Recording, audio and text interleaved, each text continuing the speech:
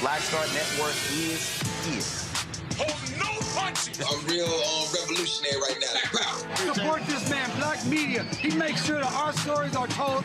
Thank you for being the voice of Black America, Roland. Stay black. I love y'all. All momentum we have now, we have to keep this going. The video looks phenomenal. See, there's a difference between Black Star Network and Black-owned media and something like CNN. You can't be Black-owned media and be scared. It's time to be smart.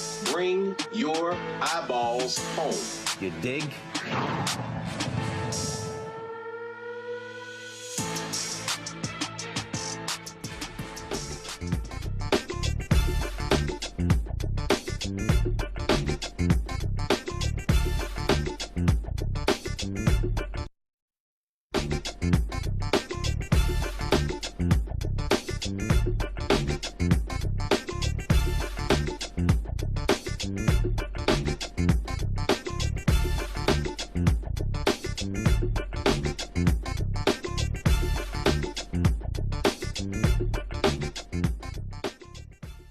It's Wednesday, April 22nd, 2026, and I'm Candace Kelly, sitting in for Roland. Here's what's coming up on Roland Martin Unfiltered, streaming live on the Black Star Network. Virginia voters have approved a new congressional district map that may enhance Democrats' electoral prospects in November. MAGA supporters are claiming the election was rigged. We'll discuss why this represents a victory for democracy.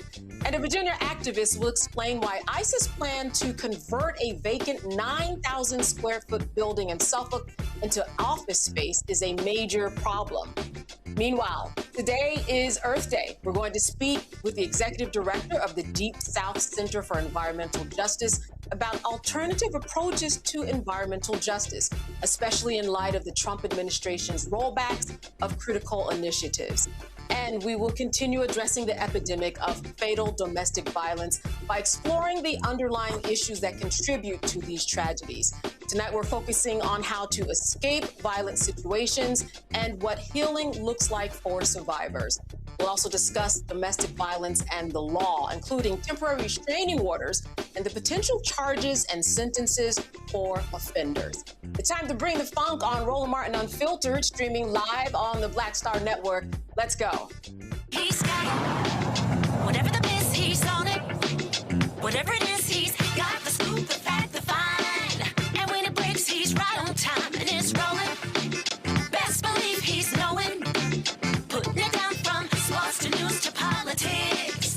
With entertainment just for kicks, he's rolling. It's on go, roll, y'all. It's Roland Martin, yeah. Rolling with Roland now. He's funky, he's fresh, he's real, the best, you know he's Roland Martin now.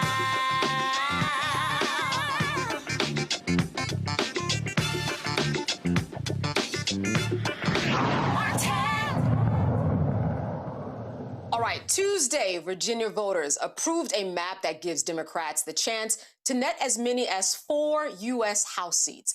The approval means that the lawmakers will temporarily adopt a new map, which is poised to benefit Democrats' national ambitions during the midterm election year. The measure passed with a 51.5% of the vote.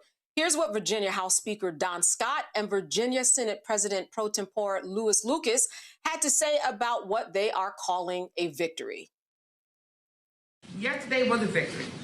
But for me, this was personal because I remember exactly where this started. I watched what was happening in Texas, Republican legislators blocked by Donald Trump and MAGA extremists trying to rig the system before voters ever had a chance to speak. And I watched those Texas legislators take a stand, even leaving their state to stop that power grab. I stood with them.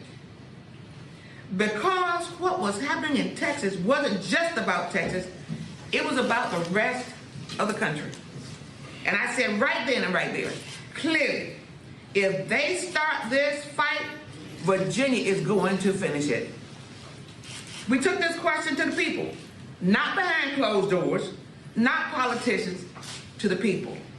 And in a special election, One question, no candidates, millions spent trying to confuse voters. Virginians still showed up in strong numbers with clear purpose, and they voted yes. Now let's be honest, this was not an easy fight. This was a marathon to get to this point. There was a lot of misinformation, a lot of noise, a lot of efforts to confuse communities, especially the black voters and working families, to which I took strong offense, because being a civil rights advocate, I've seen this before. But those same communities showed up anyway. They showed up informed, they showed up focused, and they showed up ready. Now, this 10-1 map, yes, 10, I won't say it, 1 is about leaving, is about leveling the playing field for the country. We were not going to let anyone tilt the system without a response. We were going to meet this moment, and we were going to act. And yesterday, we did. And let's be clear, this goes beyond Virginia. And what started in Texas didn't stay in Texas. And what started here will not stay here either. Virginia sent a message. If you try to rig the system, we fight back. If you try to take power from voters, we will take it right back. I meant it when I said Virginia will finish the fight, and yesterday we did. And I think the motto of Virginia is sic semper tyrannis, thus always the tyrants. I think we changed it last night. I think it's all we do is win, win, win, no matter what. Because we won again. We won in 2025, and we won by a large margin. And then we kicked ass again last night. I think Donald Trump and MAGA is watching us right now. If they didn't know us, they know us now. And you know, I had the pleasure of his former campaign manager, I think his name is Chris Lasavita or something like that. He retweeted me and said, oh, something about Don Scott. And I said, I know you're mad, because we just winning. And so I would be mad too. But you don't send the junior varsity out when you got the varsity on the field. You send out the big players, and he should have came out and played with us.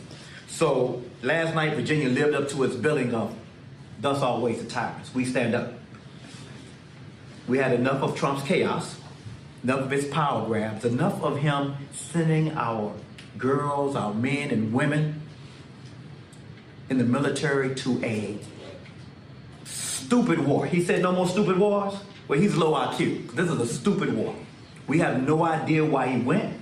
We have no idea why when he's leaving. He doesn't know. Every day he tweets out a different reason on what's happening. And every person who's ever been in the military has war gamed the Persian Gulf. And every single time the Iranians shut down the Strait of Hormuz.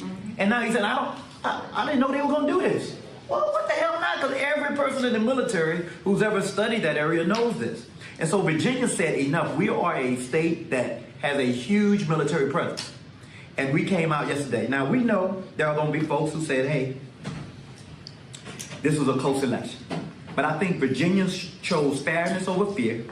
They chose truth over the misinformation, and democracy over political gains.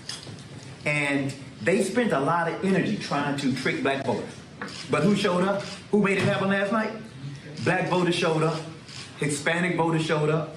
Communities that Republicans tried to mislead, that they targeted to mislead and suppress, showed up and made their voices heard. And guess what? They not only voted yes, but they voted hell yes. Republicans poured tens of millions of dollars, almost $40 million into this race. Much of it in the final weeks, flooding the airwaves with misinformation, targeting our communities and trying to confuse voters. And they still lost. If you spend that kind of money and lose, that's not a close call. It's a rejection. Everybody's talking about, this was never about the maps or anything like that. This is about standing up to MAGA and Donald Trump. That's what the referendum was on. It was a referendum on, do you want to continue to see your gas prices go up to $4 and $5 a gallon? Do you want to see houses unaffordable? Do you want to get grocery prices over the top? Or do you want to bring some stability back to America? That's what the election was about last night. And it was a rejection of its message, a rejection of MAGA's tactics, and it's a rejection of all of the things they stand for. And by the way, release the damn Epstein files. They campaigned on fairness, but the moment voters rejected them, moments after they lost last night, the first thing they said is, oh, we don't want fair no more. We want to go court. First thing they do when they can't win an election, now they're trying to undo it, and they're running to the courthouse for a frivolous, politically motivated attempt to overturn the will of the voters. The last thing Republicans want to see in Virginia is a voter. But let me say this clearly. In Virginia, we respect the will of the voters. In Virginia, we don't do kings. In Virginia, the power belongs to the people. Sic semper tyrannis. Last night, Virginia stood up, Virginia fought back, and once again, Virginia led the way for our democracy. And he even threw in the Epstein files. How about that? Well, listen, right now we are joined by Nadine Smith. She is president and CEO of Color of Change. She's here to explain how Black voters played a decisive role in defeating a coordinated billionaire-backed disinformation campaign in Virginia and in approving a redistricting referendum aimed at protecting fair representation. Thank you so much for being with us today. Thank you for having me. This is a phenomenal day. I know Virginians are celebrating, but people all over the country are celebrating because it absolutely was a repudiation of Trump, of the Epstein-Trump war, of the entire cadre of billionaires that surround Trump, profit from him, and thought they could steamroll this disinformation campaign through Virginia. And it has been a beautiful thing to watch Virginians see right through it and show up and shut it down. Yeah, obviously a victory for Democrats, but how do you translate the immediate, tangible power that we will see from this election? What does that look like? Well, I think one of the really important things that everybody's got to tune into right now is the role of disinformation fueled by billionaires who have access to the ability to pour money in, and they believe that that's all it takes. But people were savvy enough to see through those mailers that came to their home, trying to use Klan imagery to trick them into a no vote. And so I think it's not an accident that Donald Trump was telling everybody, telling his closest donors, telling his closest political allies, that if this didn't go his way in Virginia, that they should be shaking in their boots, and they should be, because what it says is our voters are getting much more sophisticated. I don't think of this as a win for Democrats. I think of this as a win for democracy, because we've got to push back against the idea that whoever has the most money, whoever can invest most deeply in misinformation and disinformation, who can pull the kind of dirty tricks we saw when Joe Biden's voice was used for robocalls in 2024, these kind of mailers, they have a flood the zone and shave off a few points here and there mentality that tells them they'll win because they've got the financial muscle to win. But what Virginia showed, and what we're seeing all over the country in these elections that are a harbinger of what's to come, is that voters are seeing through it. They're not falling for it. Now, we should not, be under any illusion, because the kind of disinformation, the kind of deepfake AIs, the kind of dirty tricks that we can expect to suppress the vote, to confuse voters, is only going to escalate. When Steve Bannon tells his billionaire backers, if Democrats win, we're going to prison. All the people in this room are going to prison, starting with me. It's an indication of how much power we have to reset this country, but also an indicator of how desperate they are. And they are desperate and well-financed and willing to do anything to avoid the consequences of their actions come the midterms. So let's take a look at how Trump responded. Here's his reaction. He posted, "A rigged election took place last night in the great Commonwealth of Virginia. All day long, Republicans were winning. The spirit was unbelievable until the very end, when, of course, there was a massive mail-in ballot drop.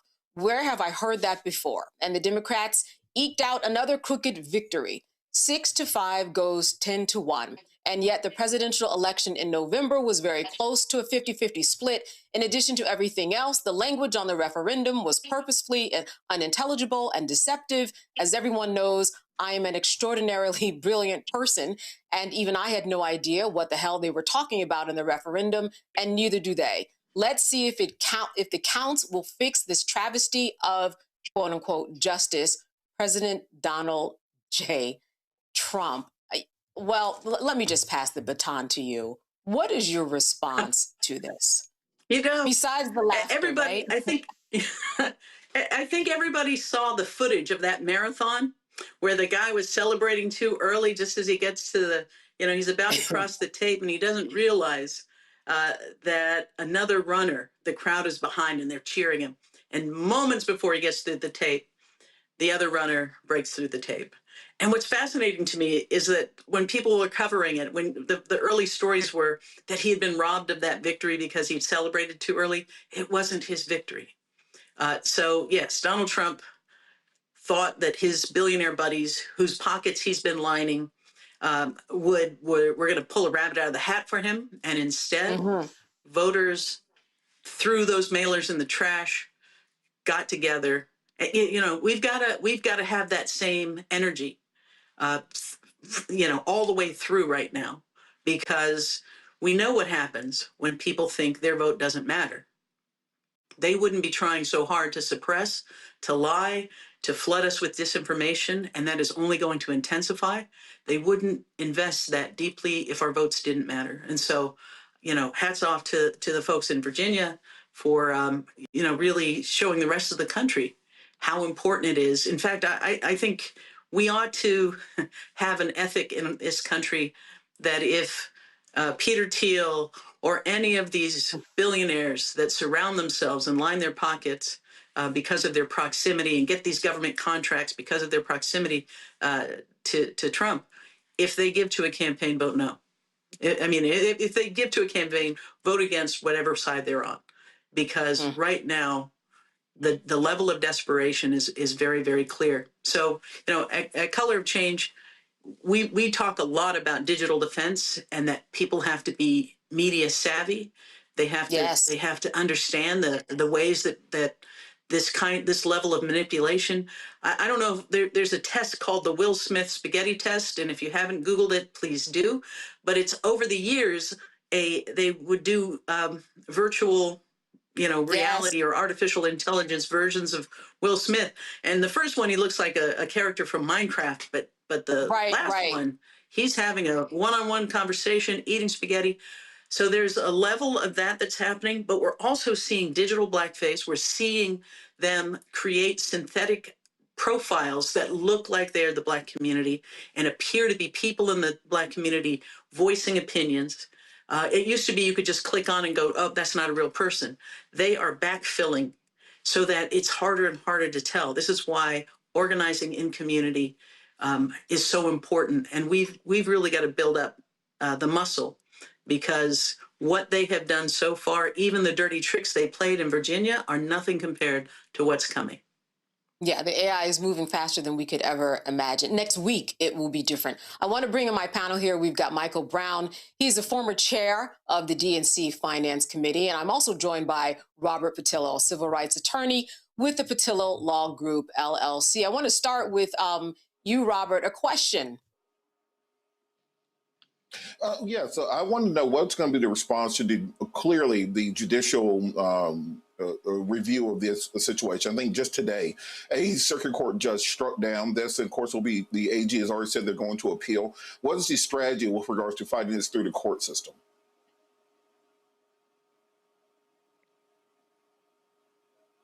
Is that to me? Because I'm. Oh, yes, that's for you, Nadine. Yes, sorry. Okay, great. Yeah, well, listen, the capture of the Supreme Court right now has been, for Trump, the ultimate backstop. And we're all, awaiting what's going to happen in the Louisiana Calais Supreme Court decision that threatens to, gut voting rights at more deeply than we've seen in modern history. It isn't hyperbole to talk about the worst blow to voting rights since Reconstruction. But there are there are places, even in with the capture of the Supreme Court, where the cracks in his coalition are beginning to show. So, yes, every time he does not prevail, he has the usual playbook. You read it out loud and couldn't keep a straight face because it's absurd. Going to the courts, hoping to push it to a Supreme Court that will do his bidding. But we're also beginning to see a lot of people who whether it's Tucker Carlson or, heaven help us, Candace Owen, there's a fracture in this coalition. His poll numbers are tanking, and the same people who helped get him where he is are beginning to ask themselves, how close to him do I want to be as he collapses? So, yes, there will be the same playbook of trying to discredit the election and then, shopping it in the court to try to get to the Supreme Court. But, right now his base is wondering more about what happened at Butler and whether it was staged than they are buying any idea that he's selling that this was rigged. Michael, a question for Nadine. Absolutely. Nadine, great work. Congratulations. Obviously, this was just the warm-up, because obviously in November is going to be a much larger fight where people clearly have a better idea of understanding what the stakes are. So keep up the good work.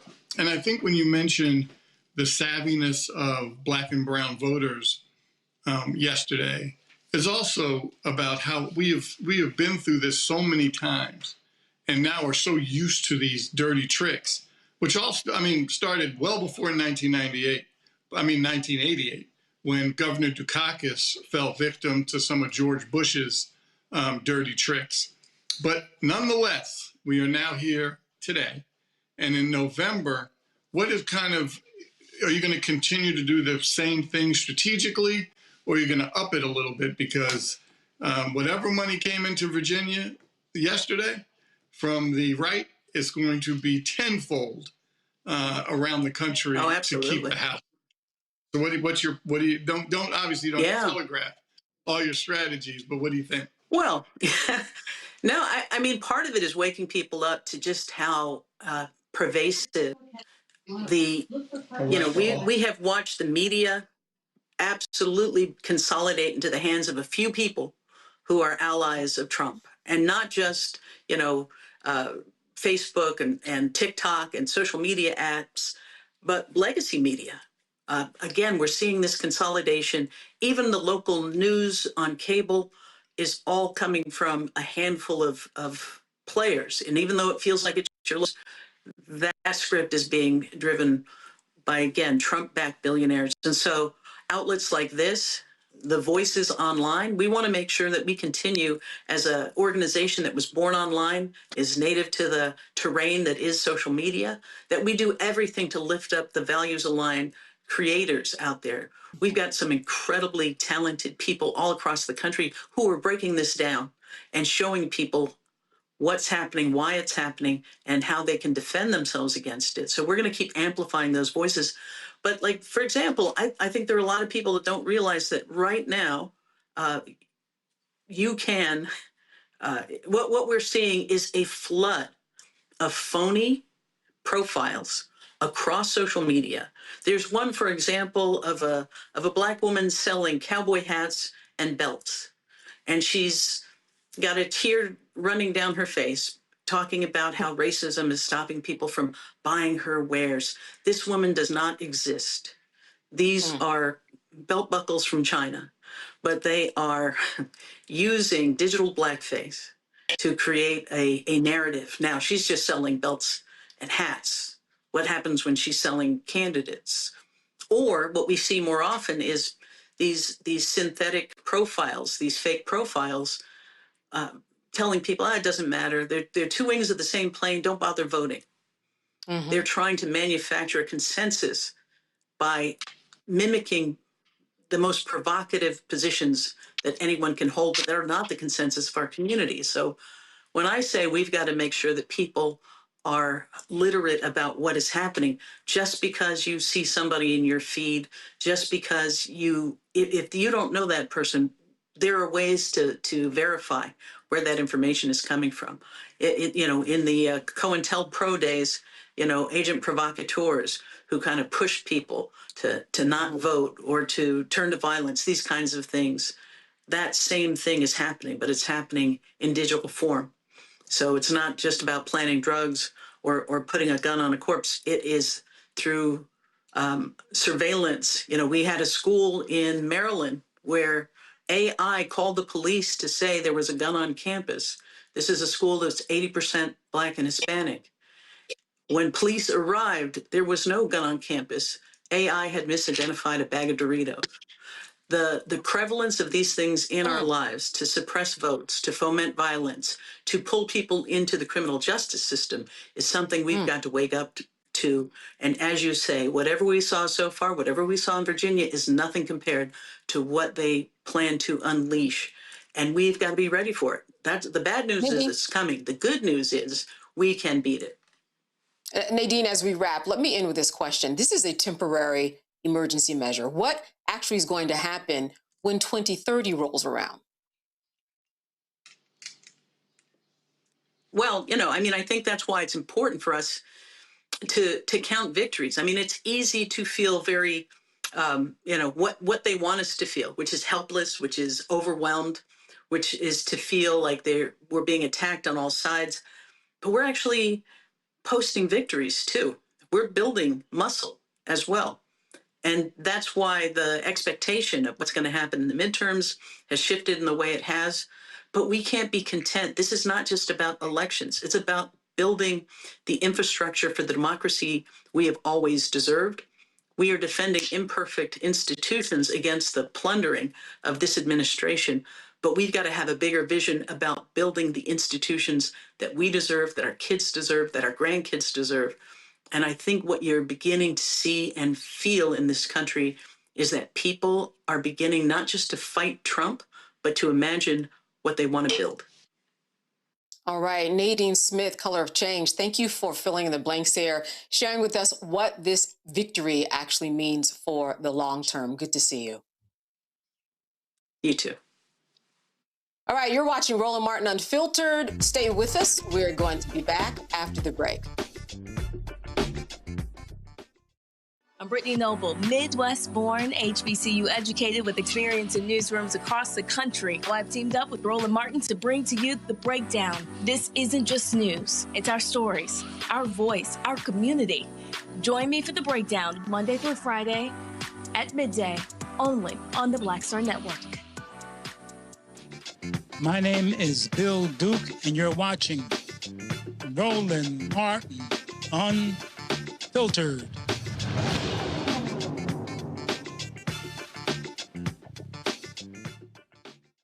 All right, on Thursday, community members, civic leaders, clergy, and civil rights organizations in Suffolk, Virginia will publicly oppose the potential establishment of a U.S. Department of Homeland Security and U.S. Immigration and Customs Enforcement Office in a vacant 9,000 square foot building in the city of Suffolk. Opponents say that the facility is not welcome, and civil rights and community activist Brandon Randleman joins us now to talk about this. Brandon, thank you so much for being with us tonight. Thank you so much for having me. So the word is that this is supposed to be an office, but you do not trust the word. Explain to me what you think is going on and what they are telling you about this 9,000 square foot facility. Well, let me start here. In the Hampton Roads area, we are an area where we have a lot of federal facilities. We have military bases. We have a lot of federal buildings. To give you a perfect example, in downtown Norfolk, there is a office building, 2 office buildings for federal government agencies. So far, there presently right now is a U.S. Attorney's Office, United States Senators' offices, and the FBI has administrative space there. So if ICE was looking for a legitimate office administrative building, why wouldn't you go to where other federal offices already housed that in our region? So they are proposing coming to the suburbs, tucked away in an industrial area. Let's keep in mind, this was an industrial building. It's in an industrial complex to have office administrative space, as they say, 9,000 square feet of office administrative space in Suffolk, Virginia, and the suburbs, far away from the other federal buildings that they already have. So, all right, what is it that you have done in terms of speaking with the contractor, the people who are who actually selling the building, and also what has public sentiment been, and how has that worked or not worked so far? Yeah. So I want to start off by saying the Virginia Pilot is the news agency newspaper that dropped this story. They dropped this story, I believe it was last Tuesday, and immediately as soon as I heard about it, I went before our city council and I asked them what was going on about it, because in the first article, it stated that the city has stated that, well, it's a land use issue. And they also, and then Mr. Garcia stated in the article, who owns the building, he stated that the city stated it was okay because it's a possibility of an administrative building. I went before city council and I told them that if this is a zoning and a land use issue, meaning that if he has a by right to move forward with this because of the current zoning of this, then you have a moral obligation as our elected officials to say, we don't want this. We want to push back against this. It should not be, well, it's just business as usual. Let me be clear. Mr. Garcia owns the building. Mr. Johnny Garcia is of Hispanic descent, and he is the president of the Hispanic Chamber of Commerce in this region. And now he is possibly going to allow ICE to lease this building. Do you think you can make any headway with him? I mean, in that he is a Latino, do you think that that opens the door for more headway? Well, many people have tried to reach out to him. It's hard to find contact information for him. The media has attempted to reach out to him. I have done several local interviews on TV stations. They have always reached out to him before we did the interviews and after we've done the interviews, and he has not said anything. In every interview I've done, I looked at the camera and I stated that I know he's speaking with an official that I know that's locally. He has had conversations with them. I have instructed that local official that they can pass my information along to him, and I have asked them to tell him he can feel free to reach out to me so we can get the community together. I've stated this in interviews. He has not reached out at all. You have to remember, he sat down and did an interview and he says it's just business. That's what he said. It's just business. It's just business as usual for him. All right, I wanted to bring in our panel. I first want to go to Michael. Michael, you have a question for Brandon. Hey, Brandon, keep up the good work. Thank you. I'm wondering, clearly the council has, or the city itself, has several pieces of ammunition in their ability belt. But the courts can also, Robert can speak better than I can. I'm sure he had better grades in law school than I did. But I'm guarantee that the courts could also get involved with some kind of TRO, the council and or I don't know where the city leadership is on this particular issue. But they certainly have the ability to do something. So I'm glad, Brandon, that you have started to figure out how to fight this. Right. And I will say this, I've spoken with city leadership, and I know many of them personally because I work to help get them elected to the positions that they're in.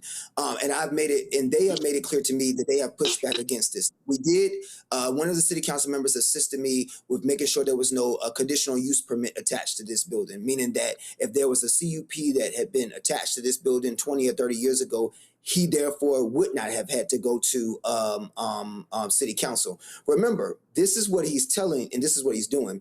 He is telling the city council that this is going to be an administrative office for ICE, 9,000 square feet of administrative office space.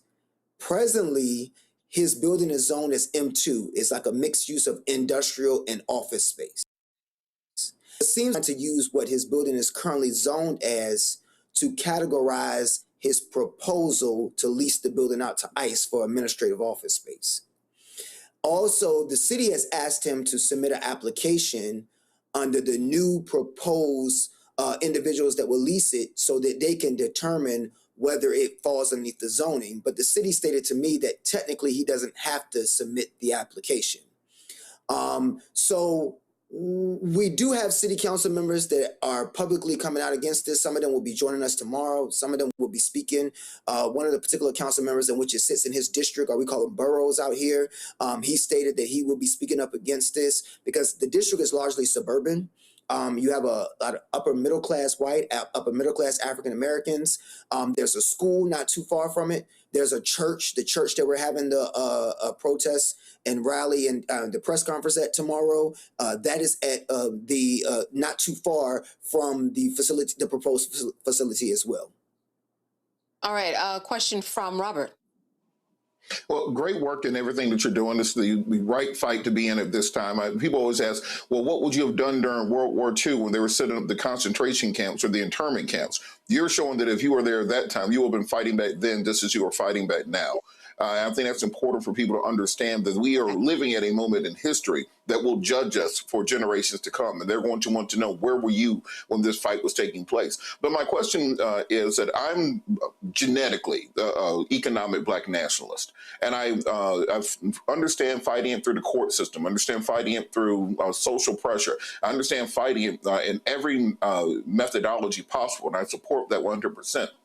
But is there any effort to bring together business owners, philanthropists, concerned communities members, and just lease the building before ICE can lease it? The man said that this is just a business to business, it's a business transaction.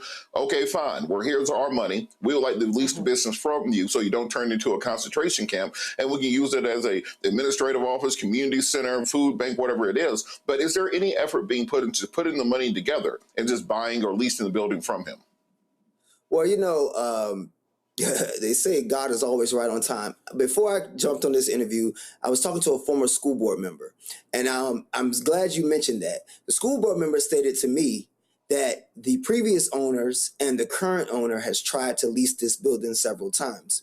I asked the school board member, I said, you all have been looking for an administrative office building. Why didn't you take this building?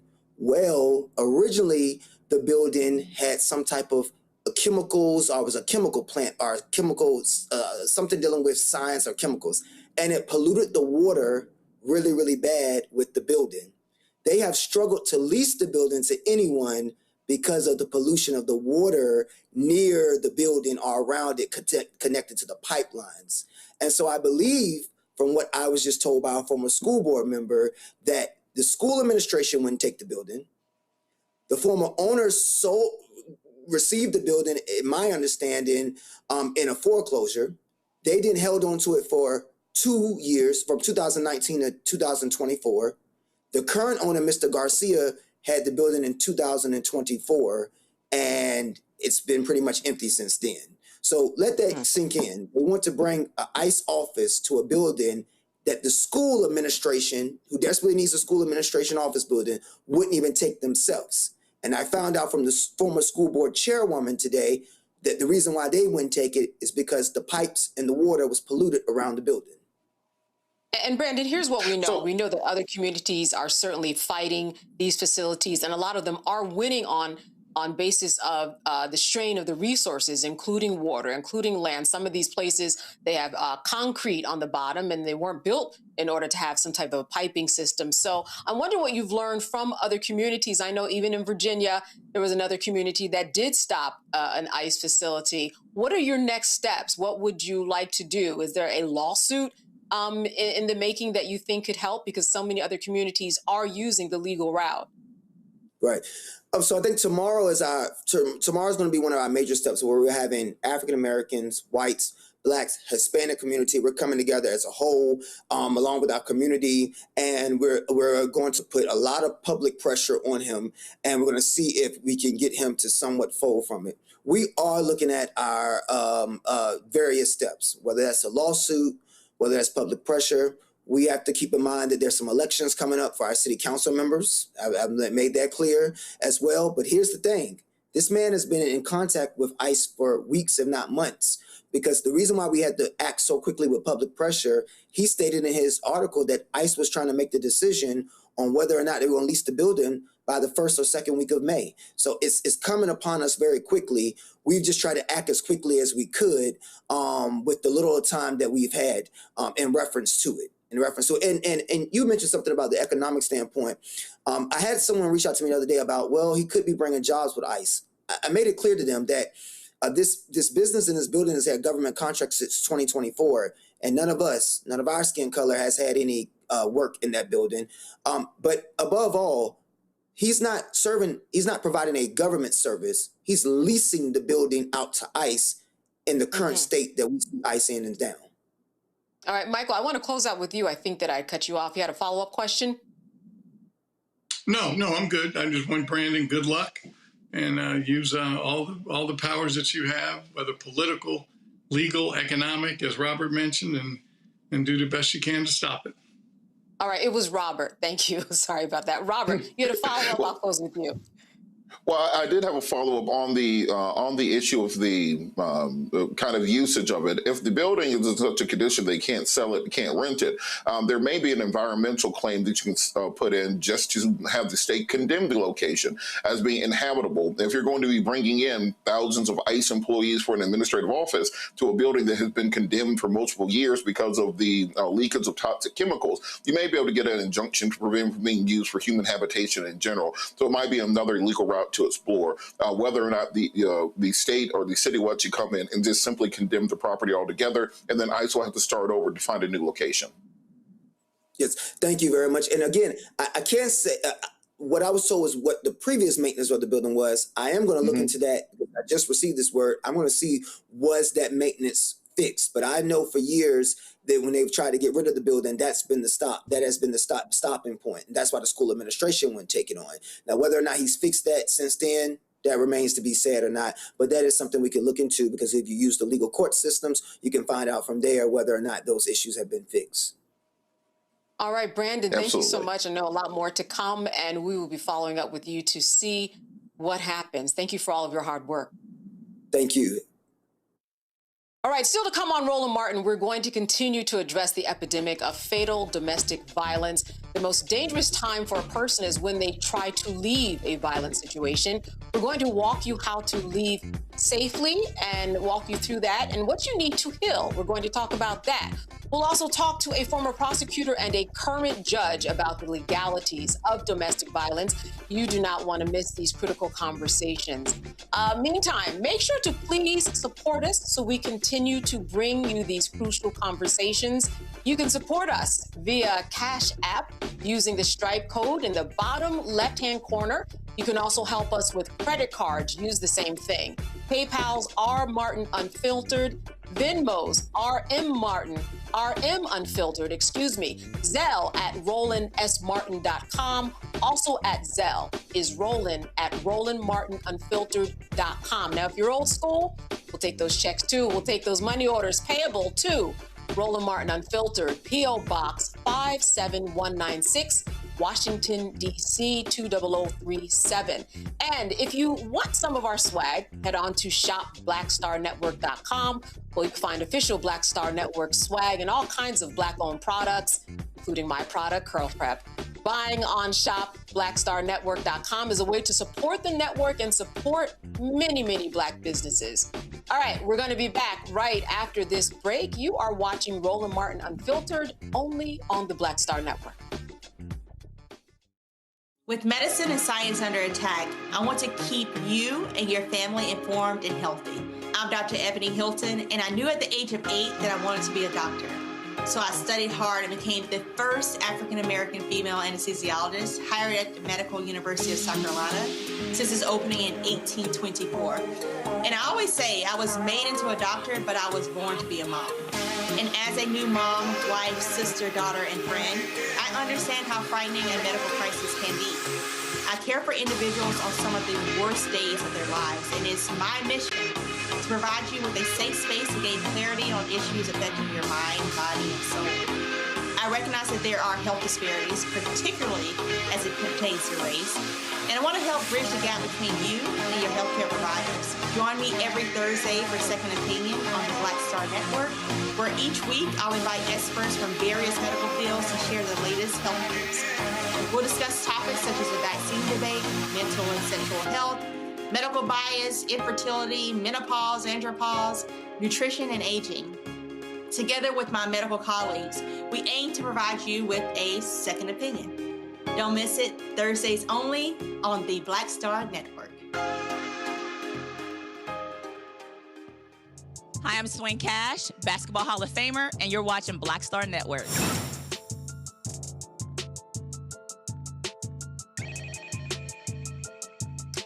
It's time for the headlines with Brittany Noble. Georgia Democratic U.S. Representative David Scott, who was the first black man to chair the U.S. House Agriculture Committee, has passed away after nearly 50 years in elected office. Scott was first elected to the Georgia State Assembly in 1974 and went on to serve for more than 20 years in Congress representing the Atlanta area. Throughout his tenure, he advocated for expanded health care, education, and support for veterans, including legislation to ease student debt for those serving in mental health roles. Congressman David Scott is survived by his wife, 2 daughters, and 2 grandchildren. He was 80 years old. In Louisiana, a former incarcerated man has been sworn in as new clerk of criminal court in New Orleans. Calvin Duncan spent 28 years in prison before being exonerated in 2021 for a murder he did not commit. In November, he was elected to oversee the same criminal court that convicted him. Duncan's victory faced strong opposition from Louisiana's Republican-controlled state legislature, which even considered eliminating the clerk position rather than allowing him to serve. The Detroit City Council has agreed to pay $4 million to settle a lawsuit involving a black man who was wrongfully convicted using false evidence by a former police officer. Levon Hill spent more than 22 years in prison after being convicted of fatally shooting 2 men during a dice game in 2002. He received 2 life sentences. However, the University of Michigan Innocence Clinic later uncovered new evidence and identified 2 eyewitnesses who cleared his name. The review of Hill's case revealed that former police sergeant Walter Bates had pressured a witness to falsely identify Hill as the shooter. Hill was formally exonerated in October of 2024. And rapper Tory Lanez is suing the California Department of Corrections for $100 million following an incident last year in which an inmate stabbed him multiple times. His lawsuit names the prison warden of the California Department of Corrections and approximately 50 correctional officers. On May 12, 2025, he was attacked by a fellow inmate who used a homemade shank to stab him 16 times. The lawsuit questions why no correctional staff was present during the attack and why the response was delayed, leaving him vulnerable to a full assault. As a result of the attack, he suffered 2 collapsed lungs and had to be airlifted to a hospital for treatment. After his recovery, he was transferred to California's Men Colony Prison and is currently serving a 10-year sentence for the shooting of rapper Megan Thee Stallion in the feat, which occurred in December of 2022. Eric Duncan, a former New York City police officer convicted in a deadly use of force case, has been released from prison while he appeals his sentence. The 38-year-old Duran had been serving a 3 to 9 year sentence for manslaughter after he threw a cooler at a fleeing suspect, which led to the suspect's death. He was released from the Elmira Correctional Facility on Monday after a judge granted him a $300,000 bond. His attorney argues that the conviction represents a miscarriage of justice. As a condition of his release, he has to surrender his passport. And a man associated with white supremacist organizations has pleaded guilty to setting a fire that destroyed an office at a historic social justice center for black communities in Tennessee. Reagan Prater was arrested in April of 2025 in connection with the arson at the Highlander Research and Education Center located in Newmarket. The center has hosted notable figures such as Rosa Parks, John Lewis, and even Martin Luther King Jr. In addition to the arson charges, he's also pleaded guilty to attempting to assist the militant group Hezbollah, a foreign terrorist organization, by providing a list of individuals who may be affiliated with the government of Israel. The arrest occurred more than 6 years after the March 2019 fire, which caused a damage exceeding $1.2 million. His sentencing is set for September 9th. That's in Knoxville. President Donald Trump has extended the fragile ceasefire with Iran for more days as the planned peace talks have collapsed. The White House states that the truce will last 3 to 5 days, but only if Iran submits a proposal to restart negotiations. Despite the pause in fighting, tensions still remain high. The U.S. continues to maintain its naval presence in the Strait of Hormuz, a critical global oil route. At the same time, Iran is indicating a potential escalation with reports that its Revolutionary Guard has seized 2 vessels. All right, I just want to talk about the passing of Congressman David Scott out of Georgia. I mean, certainly this was significant. I want to bring in my panelists, Michael Brown and Robert Patillo. You know, what I remember about him specifically was a lot of his work with farming, with agriculture, and the fact that he represented his community and people so well. And when we lose someone like this, we always want to make sure that we acknowledge. I'll start with you, Robert, just in terms of what your thoughts are about his death and what that means in terms of his community and who he served. Well, I think myself, as a both Georgia boy who grew up on an actual farm in Harris County, Georgia, it's been a pleasure of my life working with Congressman Scott over the course of the last couple of decades. In one of my previous roles, executive director of the Rainbow Push Coalition Peachtree Street Project, I headed up the Black Farmer Initiative for Reverend Jesse Jackson, who also passed recently. And one of the things that we worked on, particularly with then Chairman Scott as well as Secretary Vilsack, was to secure funding for African-American farmers. This was then held up, of course, by Stephen Miller and conservative groups, et cetera, that ensured that that money never actually got to those farmers. But people need to understand that our Black farmers, our ranchers, our agricultural producers are the lifeblood of our community. You cannot be a community if you cannot feed yourself. There's no group on earth that depends on another group for their sustenance that can truly call themselves independent. The example that he actually spoke to me about at one point in time was, if you look at the Palestinians in Gaza who have to depend on the Israelis for their food, you see that keeps them in a constant point of subjugation in those communities. So it's crucial for us to understand not just the work that he did, because the work on the Agricultural Committee is not the glamorous work that you'll see on Ways and Means. It's not the television hearings that you'll see when it comes to foreign affairs or intelligence. But it is perhaps the most crucial part for any community, ensuring that we are able to take care of and to feed ourselves and to grow our communities. And we really have to, I implore all of you, find a local Black farmer, find a local Black co-op, find a local farmer's market, and go spend your money directly with your own people. Not only will the food be better, it'll be healthier, but you're also helping to keep Black farms in business who are currently in a crisis stage. They've been in a crisis stage for the better part of a generation, but those federal funds that go to large agricultural corporations are not making it down to those mom and pop farmers who even have to lease the seeds that go into the ground. They have to lease the fertilizer. They have to lease the manufacturing, the tractors, the equipment, etc. And we need tireless advocates like David Scott on that agricultural committee, like Jonathan Jackson, and many of the others who are standing up for our people and our communities to ensure that we have what we need. But at the same time, we have to come and have a sobering conversation. I worked on Capitol Hill for 2 years. Just left earlier this year. In that period of time, I saw Cleo Field, Senator Congressman Turner, the day that he passed away. We've seen multiple Democrats pass away over the course of the last several years. And it's really time to have the conversation about not just passing the baton, but mentoring, bringing up the people behind you. Don't just leave when somebody beats you. If you know that you're getting up there in gears and you have and you need to pass this knowledge on, find somebody and train them so you can simply hand them the seat to ensure continuity, and that there's not this mad dash and scramble like we saw, like we often see when many of our leaders pass away. So it's time for that generational conversation, not just to take place, but to accelerate. And even in your own personal life, if you have older members of your family, make sure you are getting the family information from them. Those are the griots of our community. Get those recipes, get those family stories, get those traditions, write them down, and prepare them to be passed on going forward. So I cannot commend Congressman Scott enough on the work that he has done. We are walking in the footsteps of giants, and he was indeed a giant. Seeing him on the House floor in a wheelchair showing you the strength that he had, showing you the passion that he had to fight to his last days is crucial for our community to understand, but also it's crucial for us to pick up, to understand Father Time is undefeated. And we have to start making preparation to pass the baton on to the millennials and to Gen Z and even to Gen Alpha, because those will be the foot soldiers going forward.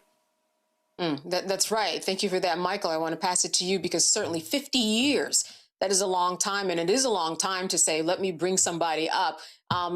Your thoughts about the meaning of his serving and what he did for the community.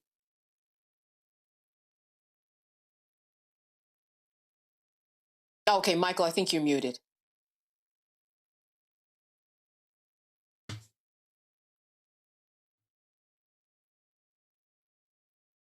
Is he becoming unmuted, Michael? Michael, you are muted.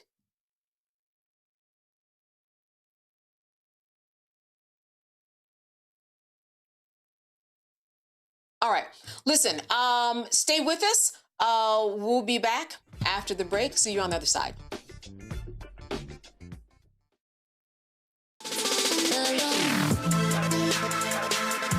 Hey, y'all. Welcome to The Other Side of Change, only on the Black Star Network and hosted by myself, Bria Baker, and my good sis, Jamira Burley. We are just two millennial women tackling everything at the intersection of politics, gender, and pop culture. And we don't just settle for commentary. This is about solution-driven dialogue to get us to the world as it could be and not just as it is. Watch us on the Black Star Network, so tune in to The Other Side of Change.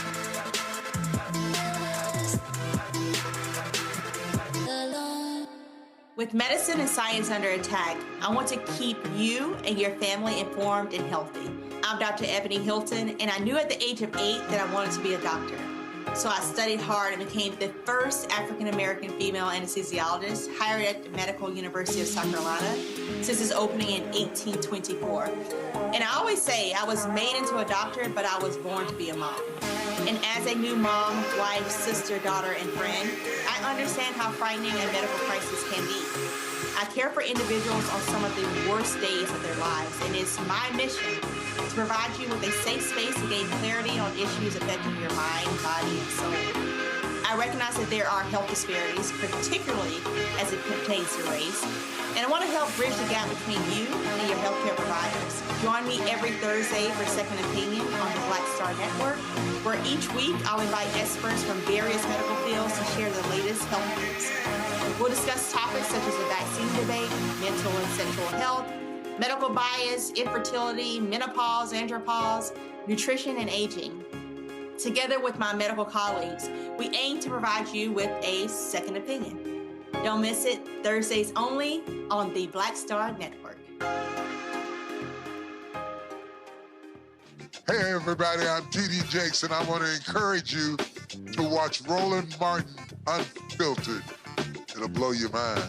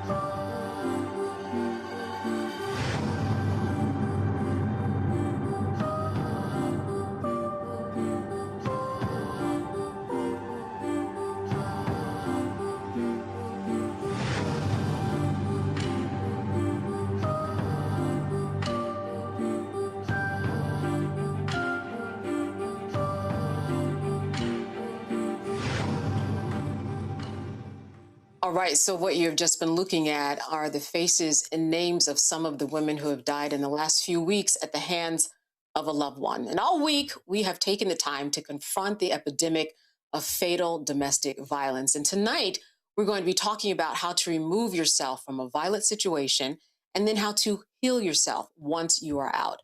Joining me now are Robin May, a licensed professional counselor, and Alma Davis. She is the founder and CEO of the Alma Domestic Violence Foundation. Thank you, both of you, for being with us today.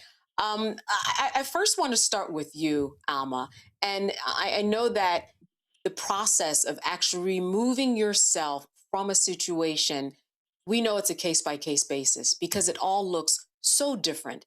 But based upon your experience, are there some same through lines with the cases that you've dealt with and what you know about the best way to get out?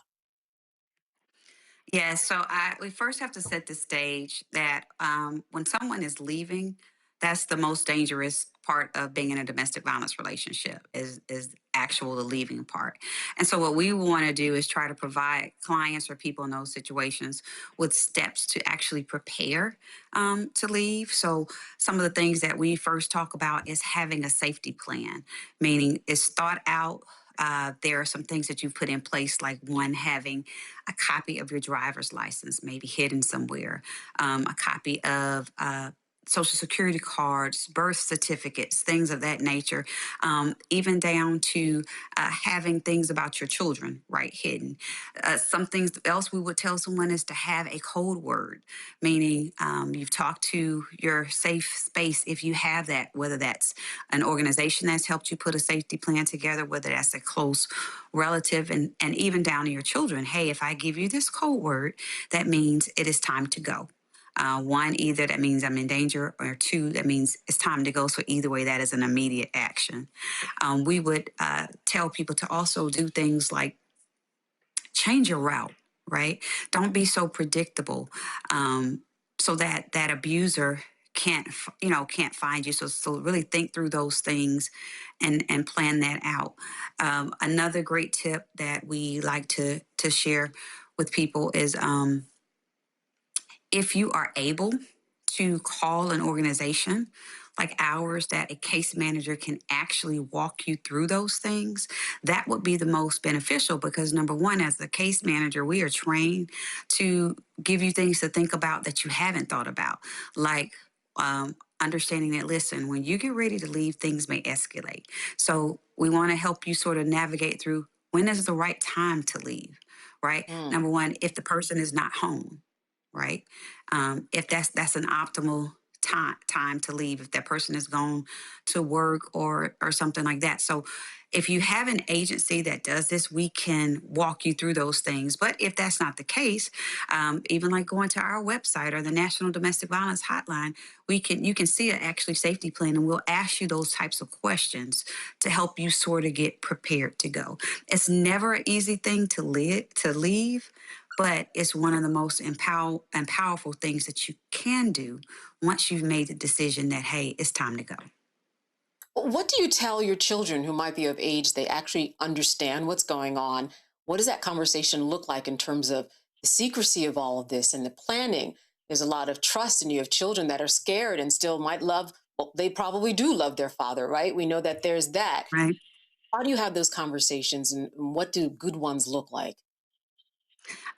So I would say, so we just don't exclude women. Sometimes that abuser can be a woman as well. And so whether it's male or female, what you want to relate to those children is, listen, hey, mommy loves you. Mommy or daddy loves you. I need you to trust me. It has not been a good situation, right? And mom or dad, we want to keep you safe. So when mommy gives you a word, I don't want you to ask me questions. I want you to trust mommy that means it's time to go. And when it's time to go, that means let's be quiet. Definitely can't tell other people that we are planning this. And again, it goes to, you got to figure out what's age appropriate, right? Someone that's in high school or middle school will understand more that, hey, when I give you this word, let's go. I made a safety plan, a safety key. If I call you and use this word, let's go, versus a little one, right? Who, trust me, understands to a point that they know that it has not been an easy environment to live in, because one of the things that happens with children, they deal with secondary trauma, right? And so if they've been in that environment, they know how that makes them feel. And it's having that age appropriate conversation, say, hey, you know how you don't like to see mommy cry, or daddy doesn't like to see you cry, because sometimes you feel we're getting hurt. Well, I want to change that situation. And you have to sort of have that age appropriate to help them understand that this is a happy place that we're going to, it may even be that hey, we're going to take a little vacation, but it's going to be a surprise for daddy. So shh, we can't tell anybody, those types of things. And that's what case managers can sort of help you think through based on the age appropriation. Yeah, obviously, this sounds very familiar. I'm sorry, Robin, this sounds very familiar. I'm wondering, what are your thoughts about your advice, what you would give some? We are going to eventually talk about the healing process, but I'm certain that you would echo what has already been spoken and more. Absolutely. And I think one of the consistent messaging that I would say to a woman is what Alma said. This is not going to be easy, that there is a price that she will be paying for her safety, but the other side of that is her life. And so I would keep stressing, normalizing. This is the key. This is the key. Normalizing that the distress she's feeling, the angst that she's feeling, the fear that she's feeling, that's absolutely normal, and that's a part of the process. The other dynamic I would say in the middle of a woman choosing safety is what Alma said, of course, having a safety word or a safety plan, but also having at least one additional person who is aware of the plan, one person that even if it has to be somebody out of town, at least one other person who is aware, so that you're not navigating it alone. And then the third thing I would add, as a therapist, to make sure you're staying in contact with your therapist. And I would even advise to make sure that the children have a therapist, because a therapist can also partner with you in it. Here's one of the things about intimate partner violence or domestic violence. It feels so lonely. It feels so lonely. But the truth is, there are so many people who are just waiting. In my world, I call it waiting on ready. They're waiting to support you. And so if there's someone, if there's someone watching this right now, it feels so lonely. But I promise there are a team of people who want to rally around you. I heard you. You can chime in. Yeah, I think she is spot on. And when she talks about that team of people, it's important to help people understand that when we are getting you prepared, right, there are also some other things that you probably have not even thought about, like your animal. A lot of times people don't want to leave a domestic violence situation because of that pet, because what goes hand in hand with domestic violence is a lot of times the pets are abused. But if you reach out to an organization like ours or Partnership Against Domestic Violence, we can help you because we have contacts with shelters that will keep your animal for up to 3 months at no cost to make sure you are safe. A lot of times, because this is a fast moving moment. So the more planning that you can do would be, optimal. But we want to remind you of things, key things like make sure you're documenting the bruising. If you have bruising, writing things down, if you can, putting it in a safe place, your medicines. Because a lot of people don't think about when you're on the run, you're on the go, you don't even think about that medicine that may be needed. Making extra copies of keys. So we want to support you as you make this brave decision to leave. And the more that we can help you, I totally agree, having a therapist that can help sort of walk you through the emotions that you're feeling, because it is a big step. Right? It's one of the most important and largest steps you may make in literally saving your life. And I mean literally saving your life. So having that support system, having that community that can not only hold your hand, but give you tangible things is so essential and so important. And what you do, Alma, is it that somebody reaches out to you and then you have almost like a consultation with them to lead them through a plan so that they can carry out that plan of action? Is that how it works when someone Yes. reaches out to your organization? Yes, they can call us either directly on our 800 number line. And the first thing we do is an intake. So that first step is someone reassuring you that you're safe. It is okay to talk to us. You can give as much information as you want or as much information as you don't want to give. And then we partner you with a case manager. And that case manager hears you out. That case manager is trained to give you all the different tools and essential things that you may need.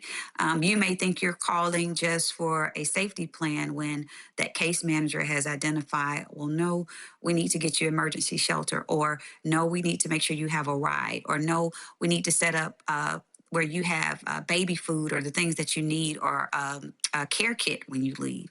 So yes, those are the steps that we take. We will match you with that case manager. We hold your hand all the way through the process. We don't just give you a phone number to call if there is someone that is not in our area, because we service all over the United States. We will find that close partner that will walk you through, and then we're going to continue to check in on you. Whether we've partnered you with someone else, whether we do a 30-day check-in, we do a 60-day, and then we continue to identify. We involve you in your case planning, right? What do you need to make you successful? If that's housing, if that's you need a job, what are those things? If that's therapy, we do have licensed therapists on staff. We even have a legal department, legal advocates that will help you with filing a TPO. We go to court with you, right? Making sure that you know that you are not alone in this process. And by TPO, you mean temporary protective order. Temporary protective order, yes. I'm sorry. Yes. Yeah, I think what's interesting in a lot of women that I speak to, that they don't know the time that it does take. It doesn't happen overnight. You do have to plan quite a bit, Robin, in terms of getting it together so that something doesn't go awry. You might have to save money. You might have to make sure that things are in order.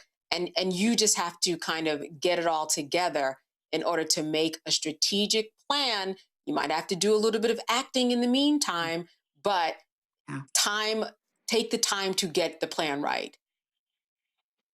Absolutely. I love that you even said giving women the grace to know that it might take them first time to build up. I'm so careful to say courage because that can imply that someone who stays isn't being courageous, but that's the best way for us to frame it. Let's say this, an additional level of courage that it might take time to build that up. And then also, as you just indicated, if you have to play the game to get through, do that as you're making the plan. Remember, you don't have to, or you don't need to announce what your decision is. And if you have to play nice over that period of time, play nice. And also, another indicator, another aspect of this that I think is important for us to consider is that even if it has not gotten to the level of physical violence, if you are seeing behavior that is controlling, if you're seeing anger that's getting out of control, if you are seeing raised voices, if you're feeling isolated, those are warning signs as well. So we don't want to minimize even the non-violent abuse that can take place. Yeah, exactly. And often that nonviolent abuse, I mean, it can be done in front of people. You don't even recognize it. And it's still just as impactful when someone's demeaning you out in public, or using finances to control you, or your kids to, make you look like a bad mother or father. We are going to talk later this evening with someone else about the legal component of it. We know that that's another layer. Another layer of this is on the other side in terms of getting out. Now you are outside of a domestic violent relationship, and the healing needs to begin in some way.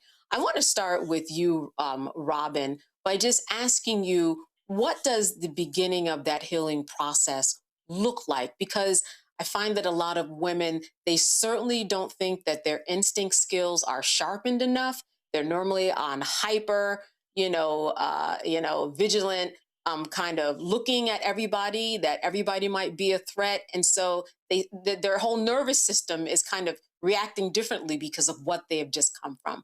How does that healing begin? You know, it's interesting. I'm so glad that you said the word nervous system, because once a woman has navigated the pain and the trauma, because we need to call it what it is, the pain and the trauma of domestic abuse, it literally changes how your nervous system functions. I'm sure most of the viewers have heard of the term Maslow's hierarchy of need. Often, when I'm working with a woman who is rebounding after any type of traumatic romantic relationship, I often point to that because a lot of people learned about that in Psychology 101 in high school. But Maslow's hierarchy of need talks about the stages to self actualization, feeling good about yourself. And that's a great place to start post leaving a violent situation. When we think about that, it is, first of all, your safety, just your basic physiological needs.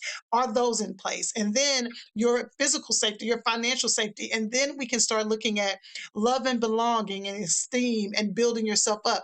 And that takes time, because often after you have been in a domestic situation, any little thing, your trauma response is heightened.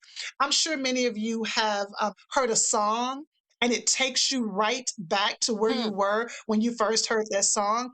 That's what happens with trauma. That's what happens with domestic abuse. The survivor could smell something. She could smell something and have a physiological reaction because it's taking her right back to that place. And so the first thing I'm doing when I'm working with a woman is helping her rebuild her safety in her body, rebuild her trust of her senses, and her trust in knowing what's okay for her and what's not. And let me tell you something that's often missed. I'm also helping that woman, watch this, because when a woman comes to me after being in a traumatic situation, she often second guesses her own decisions. And what often happens unintentionally, she will latch on to the next person that feels safe, even if it's her therapist. And so, what I am often doing is slowly helping that woman rebuild her trust in her own decision making, rebuild her trust to be able to say, I don't want this. I do want that. I want to go here. I don't want to go there. Giving her practice in owning her choices is a huge part of the process. And then I want to share this because it has worked really powerful with a lot of the women that I work with. I encourage women to start envisioning, visualizing exposure therapy to the woman they want to be. Who is the woman that you want to be? What does whole look like to you? What does healing look like to you? And what would that woman do? Watch this, that you are not doing. When I tell you that exercise, it gives me chills every time I watch a woman do it. Who is the woman that you want? What does whole look like? What does a healed version of you look like? And how can we start practicing that version of you until you believe it? So I want to give you an example. The woman might tell me, well, I always wanted to go back to school, and he told me I couldn't go back to school. The topic. Let's just start looking at YouTube. Start looking at YouTube videos on that topic. When you come back to session, tell me something new that you discovered on that subject that you want to learn about. Because I want you to start embodying the woman that you want to be. Here's the thing, the only way through is to go through. And that means going through the difficult portion of releasing what occurred and becoming who you want to be. Right, because these situations, they can change your whole personality to an outsider looking in. You really shift to another person because you're always in defense. I do want to talk about the healing process, but then what does that look like when you are co-parenting? That is exceptionally difficult. And from the both of you, I wanted to know, how do you co-parent with this person if they don't go behind bars and maybe they go through an anger management course, but they still are allowed to see the children? I want to start with you, Alma, and then we'll go to you, Robin.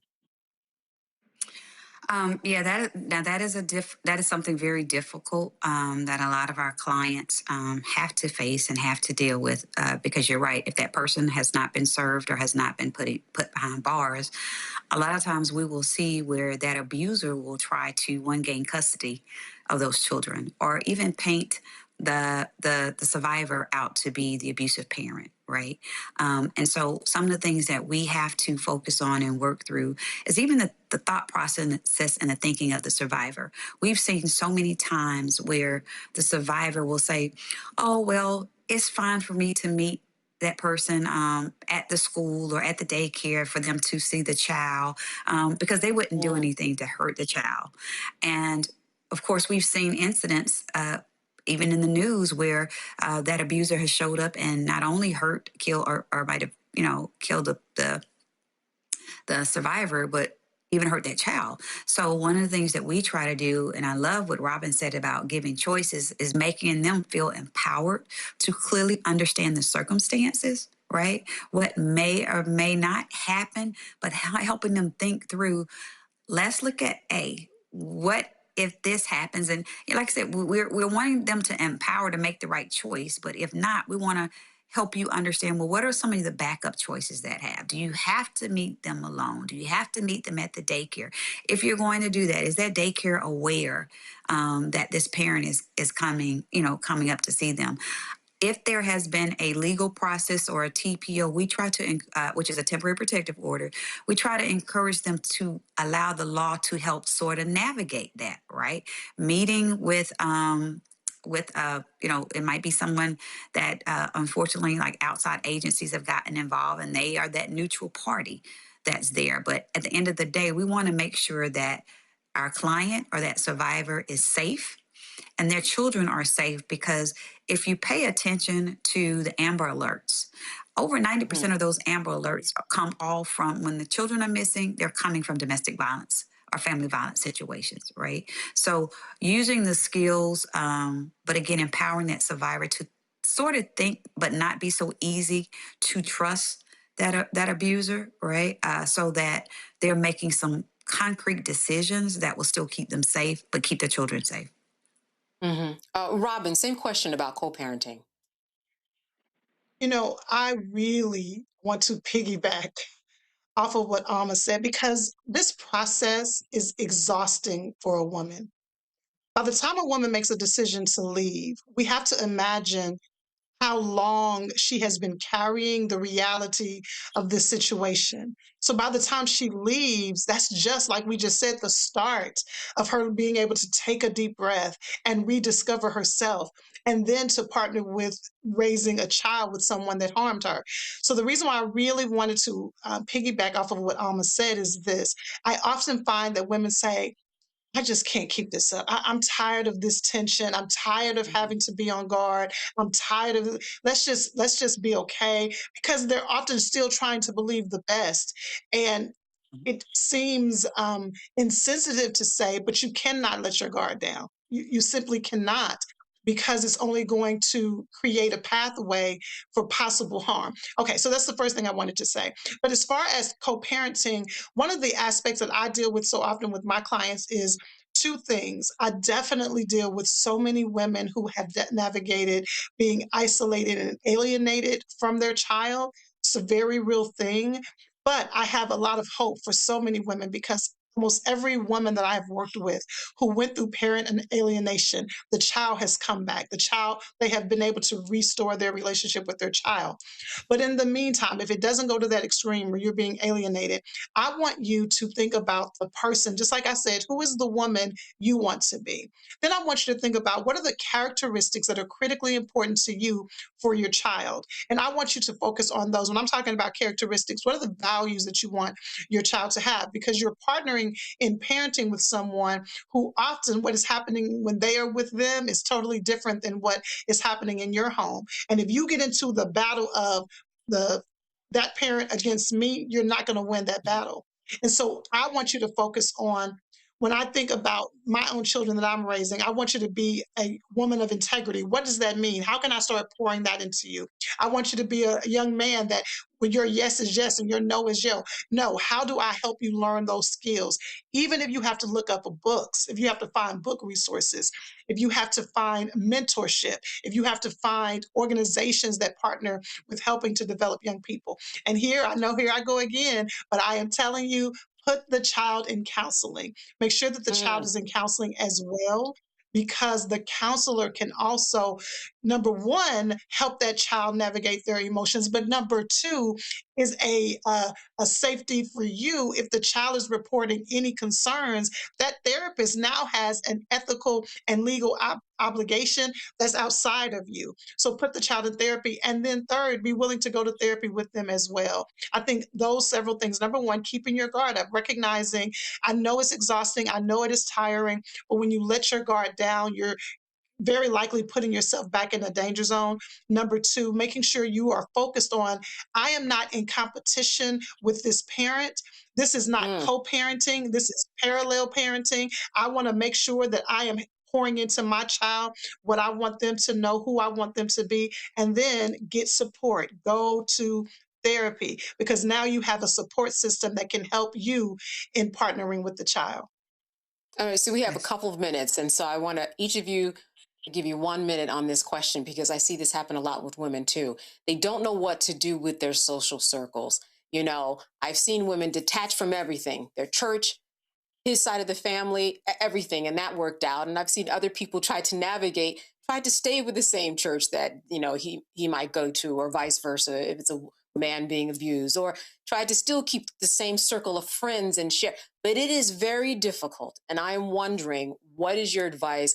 I will start with you first, Alma, and then I will end with you, Robin, about how to navigate, because you lose that social currency. What do you do there? So I'll say twofold. One, we do a lot of times let clients know when you are escaping, unfortunately, you will have to separate. It may be temporary, but we got to focus in on you and getting you to safety. Because a lot of times you have that abuser's parent reaching out, wanting to get reconnected, but they're actually reaching out for that abuser, wanting to find out where you are. If you have turned your location off, which we advise you to do on all your devices, they're trying to find all of those friends or those networks to find where that survivor is, because they are used to controlling that person, whether it's through church members, whether it's through your work. We've seen abusers show up at people's friend's house looking for that client. So it's important to help them in the reality know you may have to separate yourself for your safety and for your child's safety. I would say that we have worked with several churches that have a safe network that they know that, hey, if they have a parishioner or someone that is coming to them saying, I'm in this domestic violence relationship, and they reach out to us, and that abuser goes to the church as well. We have worked with some phenomenal churches that have stepped in and told the abuser, I'm sorry, but you're no longer allowed to worship. It may be worship at the same time as the client is. Things like that, because you don't want to, stop them, because they need healing as well, right? But it's strategic to make sure that we are not putting that client in harm's way. It may be that that client exits out a back door, but it's the proactive things that we do along as a partnership with the churches. But again, for helping that client find a safe person, right? Because it is lonely. It is alienating. But just thinking through, what does that safety look like for you? Again, it may be temporary, it may be long-term, but at the end of the day, we're trying to keep you and your children safe. All right, Robin, the last 60 minutes is yours. 60 seconds, actually. What I would say, 60 seconds, yes. What I would say is that I want you to take a deep breath and recognize that this is going to be a grieving process. There's going to be grief connected to this. There will be loss connected to this. But here's a way that I try to frame it. If you are leaving a violent relationship, and anybody who continues to be in relationship with someone who is violently harming you, that's not anybody you need to be in relationship with anyway. If you frame it in that way, if you recognize anybody who is willing to keep you connected to somebody that was harming you isn't who you need to be in relationship with anyway. And so it is a grieving process. There is no way that we can get around it. There will be loss. There will be relationships that are lost. But the hope is that there will be healthy relationships you will be able to establish. So while you go through the grieving process, you can see a light at the end of the tunnel. There will be relationships that are healthy, that are whole, and that are healing for you. All right, Alma Davis and Robin May, I want to thank you so much. Amazing advice. If you know, I'm over here taking notes mentally, and I'm sure that other people out there are doing the same thing. Thank you so much for the information that will, I'm sure, guide someone to a safer reality. Good to have you. Thank you. All right, and when we come back, we are going to go into the justice system, look into the legalities. What happens when you, as a victim of domestic violence, goes and tries to deal with the law? What is a temporary restraining order? Does it really work? All right, stay with us. We're going to have some more excellent advice when we come back.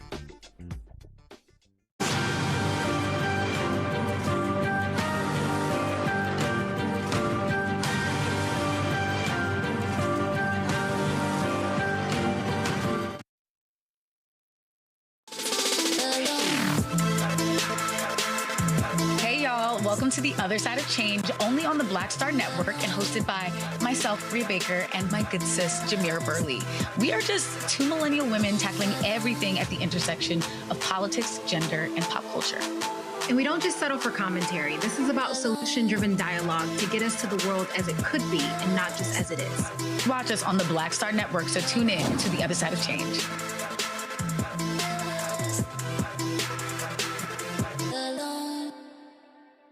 How you doing? I'm Mark Curry, and you're watching the Black Star Network. That's why I got these glasses on, because that black star is bright.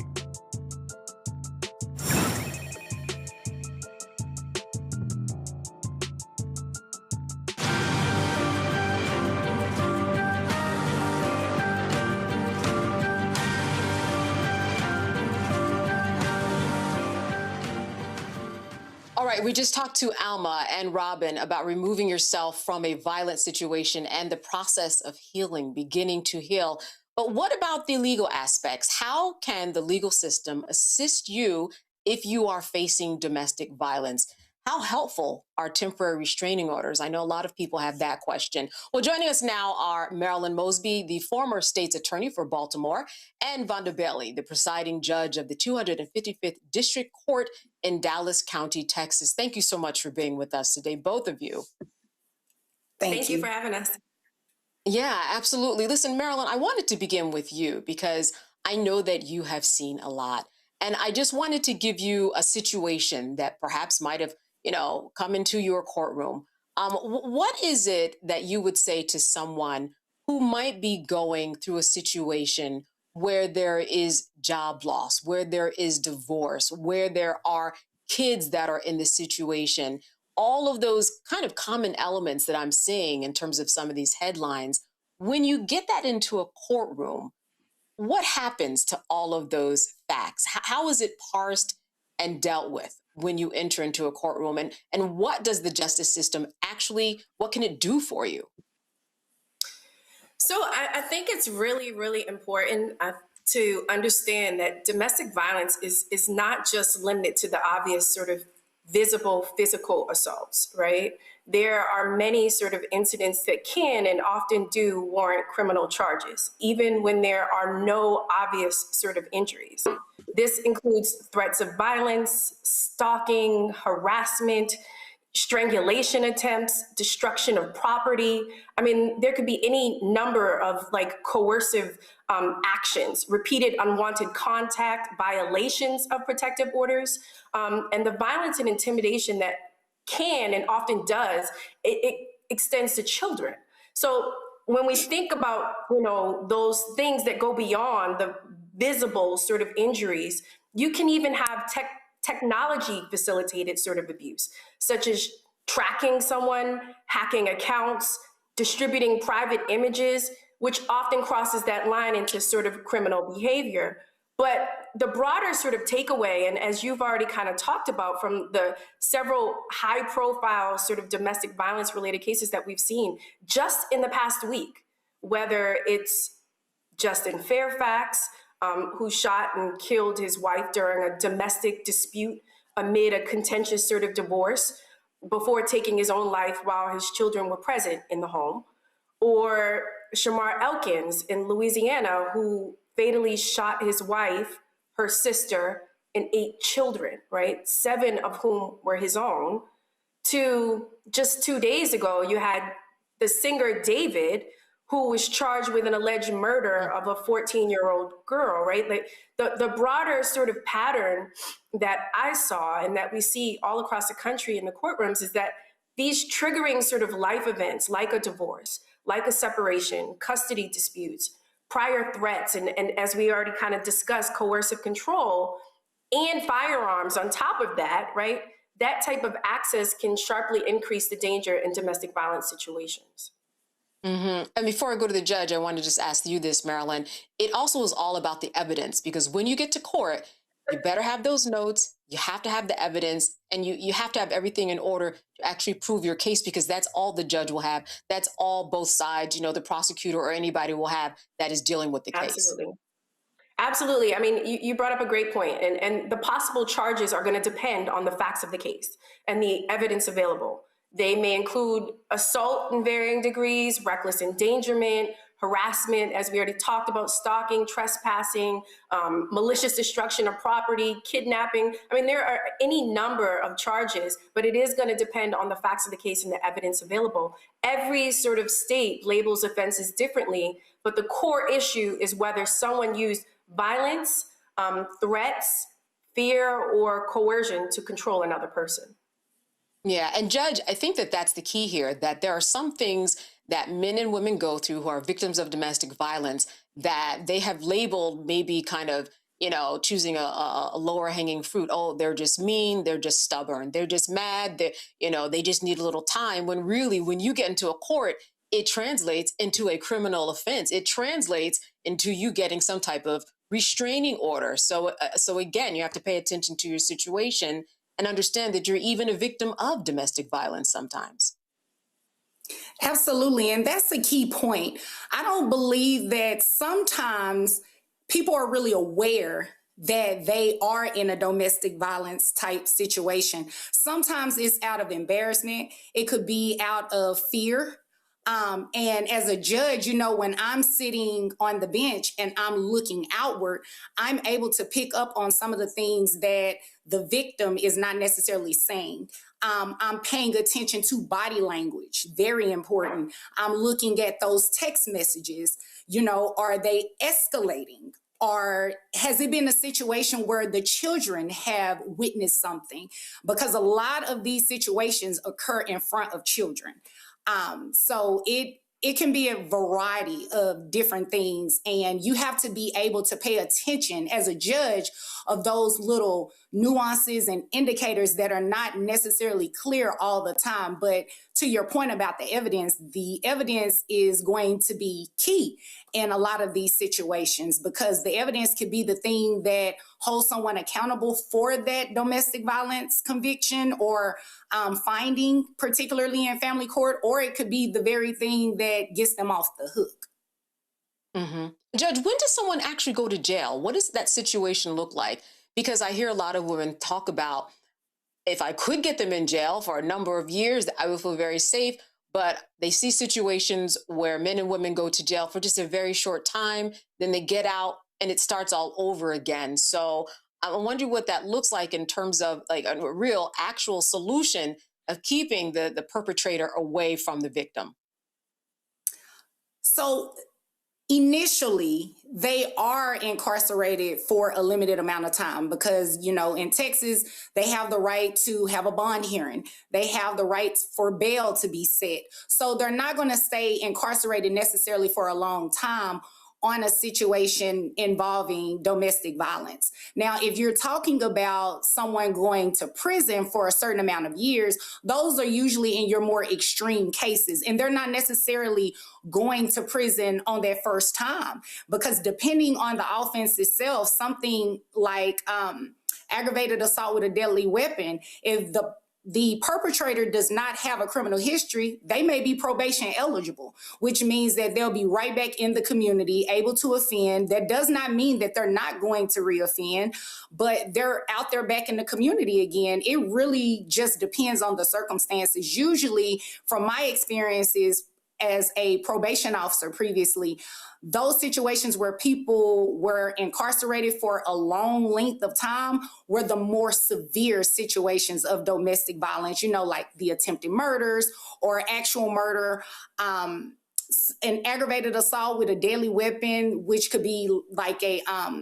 vehicle per se that seriously injures someone or causes a missing limb of the victim. You know, it's more of those extreme cases, but for the most part, when they are arrested for a situation of domestic violence, they're usually not incarcerated very long. Yeah, and that is part of the issue, I think, sometimes, Marilyn, is that many people don't believe in the system because if they are a first-time offender, well, they just come back out and they're even madder. So can you walk me through, for example, a temporary restraining order or a civil restraining order? I know there are criminal restraining orders. That's something that a prosecutor does. But just the restraining order itself, so many people say, it's just a piece of paper. What is that going to do for me?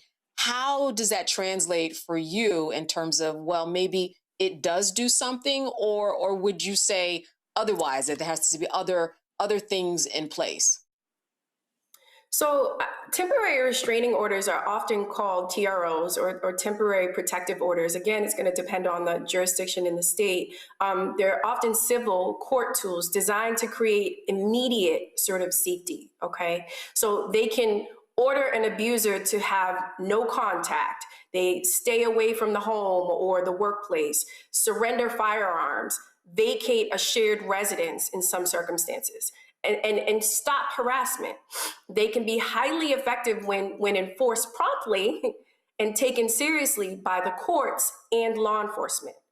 But they are not, as you've already indicated, a magic sort of shield. A piece of paper alone does not stop an abuser determined to inflict violence, which is why safety planning, law enforcement response, and community support are extremely critical. Right? It is extremely important to, and I don't want to diminish the importance of these temporary protective orders. It's extremely important to file one when someone feels unsafe or there is a pattern of escalating abuse. Filing for a temporary restraining order or a protective order creates a legal record that can then trigger the court protections that the judge was just referencing, right? It may become important evidence later if criminal charges are pursued. It can help with custody, it can help with housing stability, and even access to sort of services. So making that and creating that legal record is critical. So when do you actually call the police? Now, we know people are often hesitant to call the police to their homes because, well, I mean, one, they're embarrassed. Number two, they don't want something to happen to their loved one if something goes awry once you let a police officer into your home. But Judge, can you take me from when a police officer you think should be called, and then what happens in terms of going from there and then having your day in court? My recommendation would always be to call the police at the onset, right? Because you don't want a situation that turns into a simple argument to escalate into something else. Now, don't anyone out there misquote me and say that Judge Bailey said if I'm getting into an argument, call the police. That's not what I'm saying. However, when there has been a history or a pattern of domestic violence, and you have been in this situation before, and you notice those signs, and you can tell that the situation is escalating, it may not be a bad idea at that point to have law enforcement intervention. So they can go ahead and create their record. If someone needs to leave the home, they can leave the home. If there are children that are present in the home, someone needs with the children or need to have a plan where someone picks up the children. It's just, that's literally how it starts, right? Now, when you're talking about arresting someone, there are a number of things that the victim can do. Automatically, the victim can pursue what's called a magistrate protective order, which it takes place in our what are called justice of the peace courts here in Texas. You can get one of those protective orders, and they are good for 60 days.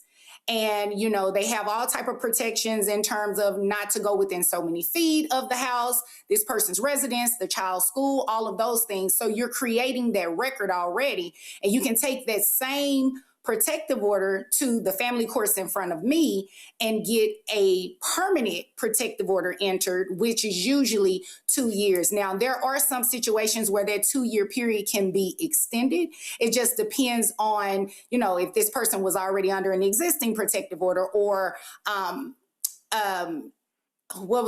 lost my train of thought on that one, but you can get a protective order for different reasons beyond the 2 years, right? So just going from that process is nothing that happens necessarily immediately. Now, it can happen fast. And when I say fast, we're talking about a couple of weeks. But just think about what can happen in a couple of weeks. We've just recently witnessed it. People can be, unfortunately, it can be a situation where it's fatal.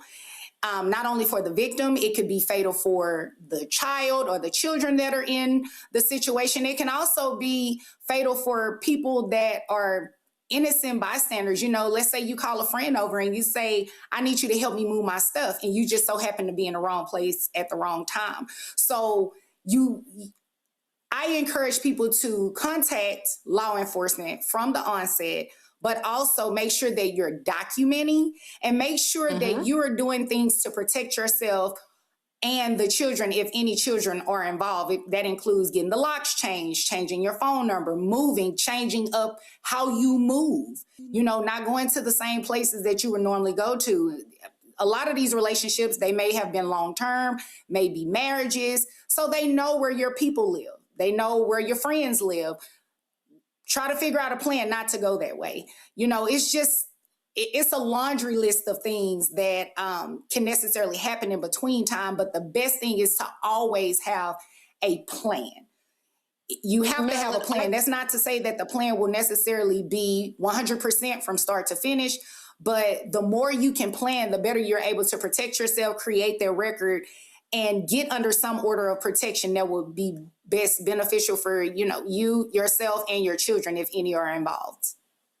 Now, once you enter into the court system, Marilyn, is there an advocate or someone to help you through all of this? Because it is a lot. You also might be getting a divorce in the middle of all of this. In addition, you may not have money. What does that look like in terms of resources that you might get from the courts in order to help you navigate through all of this?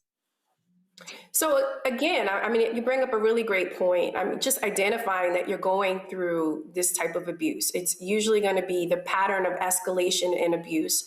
But then once you are into the system, and we have victim witness advocates. We have, the folks that were on your segment before, the clinicians and the therapists and the individuals that can assist you through that process. But it's really identifying that pattern first.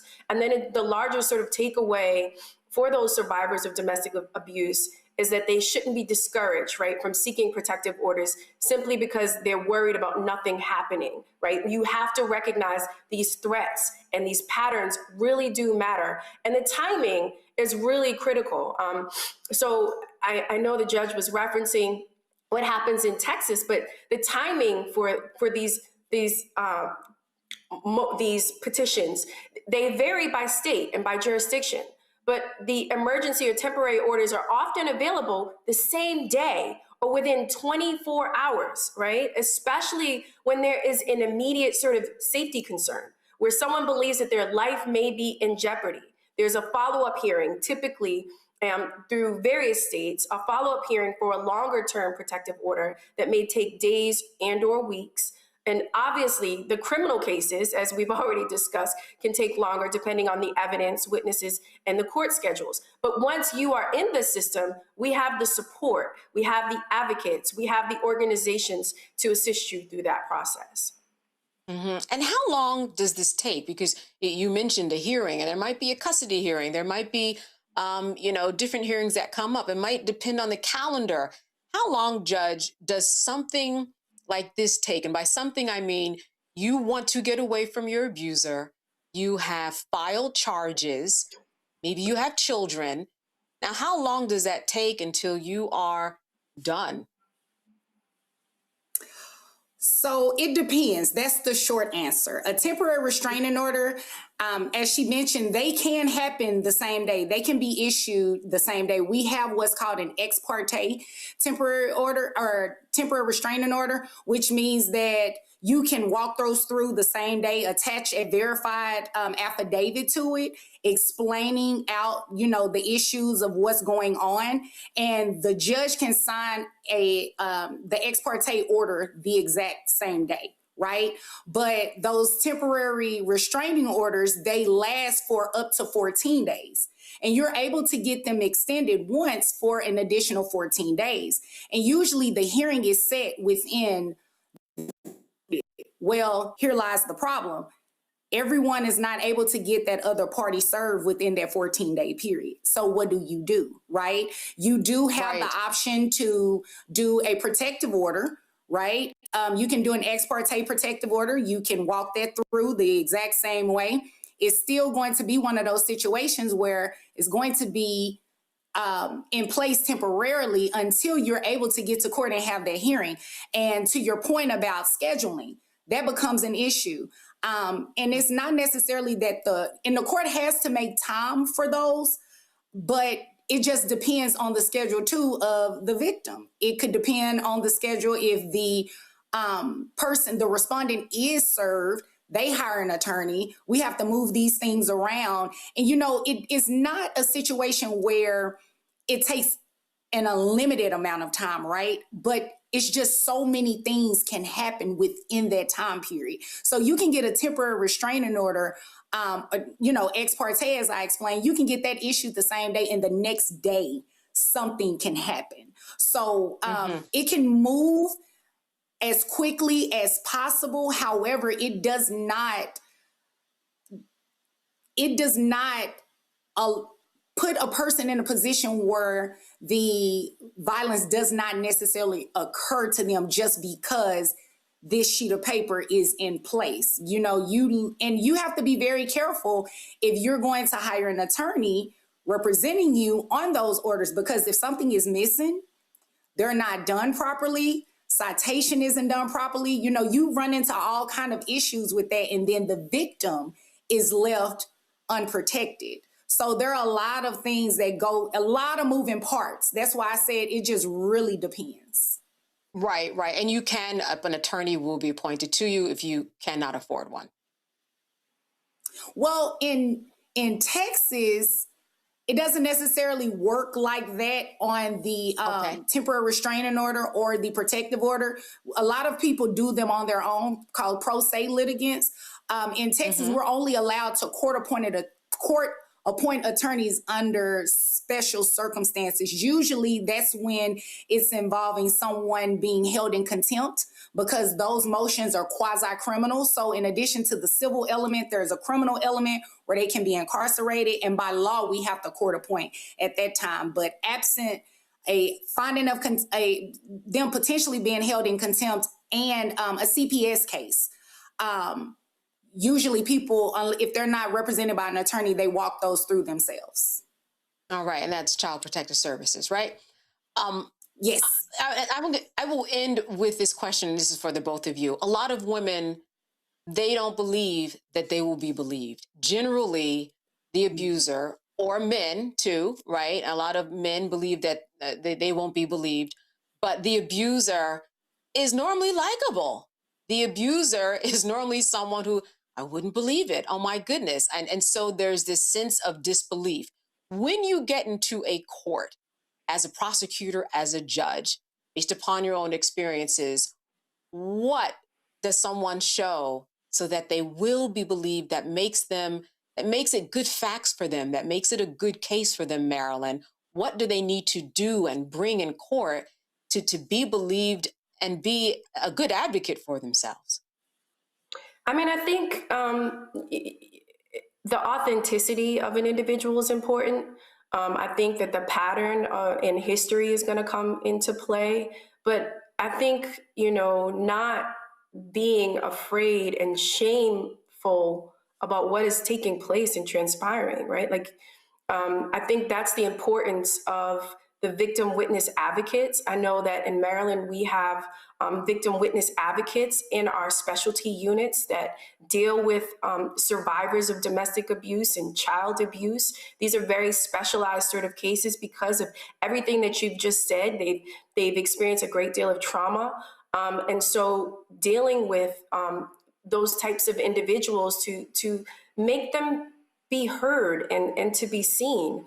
So often the abuse is a result of an individual that has made that survivor believe that they're not believable, as you've indicated. And so having to work with individuals that specialize in this work is critical. It's important.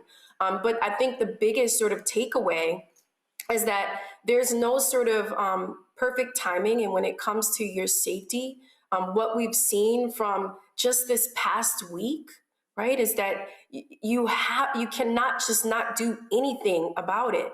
And as I stated before, those threats and that pattern, they make a difference. And so reaching out immediately to law enforcement, and the courts, through the protective orders and domestic violence advocates, as we're just on the previous sort of segment, is critical. And Judge, have you seen somebody come to your court and do something that did not put them in a better position because of maybe something they did or how they acted, where had they done it another way, it would have given them a better result? Oh, absolutely. I think definitely getting out there for victims, being seen and being heard, those are key. And I think people forget sometimes when they're in a courtroom, the judge is also paying attention to your body language. The judge is paying attention to how you respond to things that are being said that you allegedly did. And if you are snappy with the judge, or if you're snappy with your attorney, opposing counsel, we're picking up on those things. So I will have to remember twofold, not only for the victim, and I'll say alleged victim, and the alleged assailant. And I'm saying there have been situations where people have come to court alleging domestic violence, and domestic violence did not occur. It's just one of those things where they want to get back at the other parent. They figure this is a way to one-up them in a custody battle. I've seen it all. So I just encourage people to be honest. The more transparent you can be, the more forthcoming you are, even about the bad facts, the things that look terrible for you, and to get those facts out.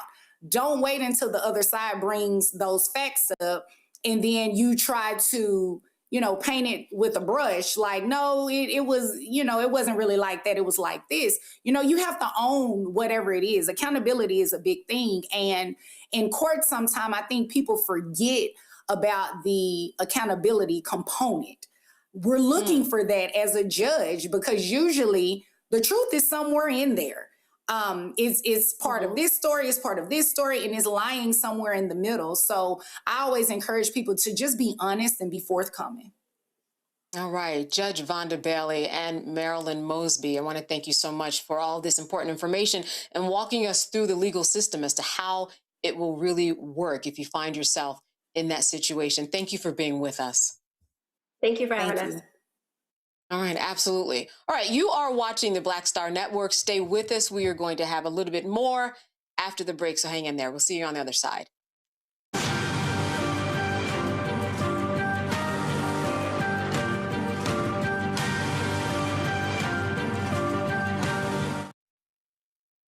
pull up a chair, take your seat. The Black Tape with me, Dr. Greg Carr, here on the Black Star Network. Every week, we'll take a deeper dive into the world we're living in. Join the conversation only on the Black Star Network. What's up? It's Talib Kweli. I'm CEO. This is the Black Star Network.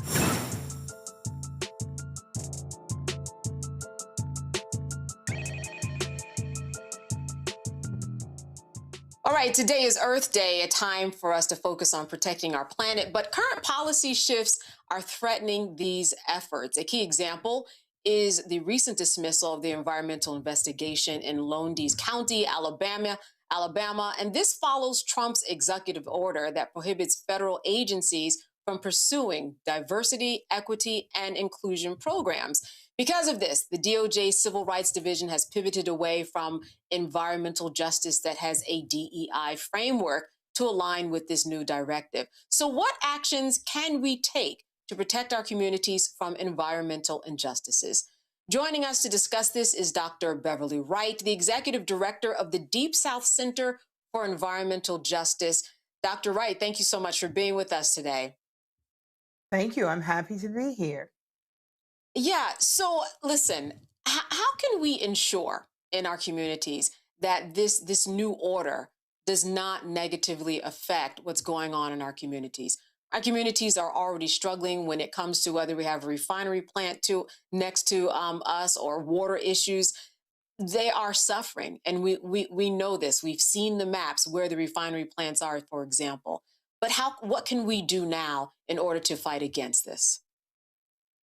Well, we have been in this situation before. We're now working to maintain the progress that we've made over the last possibly 30 years. But we have been in a place for centuries where we have had no protection. So our work continues without money, and the work is the same. It is education, training, organizing, and voting to make certain that we stay in this game and we wait this particular terrible situation out. So one thing that happened for us under the Biden administration was that for the first time, we actually had money to do the work that we had been doing with no money. So we're back in the same situation with no money. The difference is that we're better organized, for one thing. We're more connected, and we are continuing the work with no money. It is really very important, for example, that we stay engaged politically and encourage our community to vote. Who you put in place matters. And I think we see that better now than what we've ever seen before, that voting actually matters and it can make a difference. So one of the things that we've done is just before the Biden administration came into place in 2018, we literally started what we call the environmental or a just climate platform. That's where community groups and environmental groups came together to try to pull together changes that we thought needed to be made in the Clean Water Act, for example, the Clean Air Act, all put in place, but we still have Cancer Alley. What does that mean? Yeah. It means that there's an act that in some way was protecting some people, but not others, but the whole game is not protecting the globe or the environment. So, and as usual, we are the people who suffer. So coming together to present what we thought should be corrective action was put in place and presented to the Biden administration. That resulted in $700 billion coming back to our communities for renewable energy and environmentally sustainable projects. We were on the move. The lesson that we've learned with this new administration is that we can never sit an election out. We have to become involved because who's in place makes a difference. Now, it's also, to me, it also encourages us to do more. I think we were, in any way we were getting really happy and a bit lazy about organizing and educating. This shows us that we cannot. So we have been re-energized to continue our work, and we know that our chance is coming again. So right now we're trying to get ready for this change to do what? To build back better. It's not good enough for us to put back in place what used to be there. We have to make the changes that are necessary so that we are no longer growing more cancer alleys, that we are protecting the health of people who look like me and poor people and the planet. And what we're also protecting, believe it or not, is our property. So imagine the number of Black communities that have been completely destroyed. The worth of their homestead is gone. And for most of us, that was transformative wealth.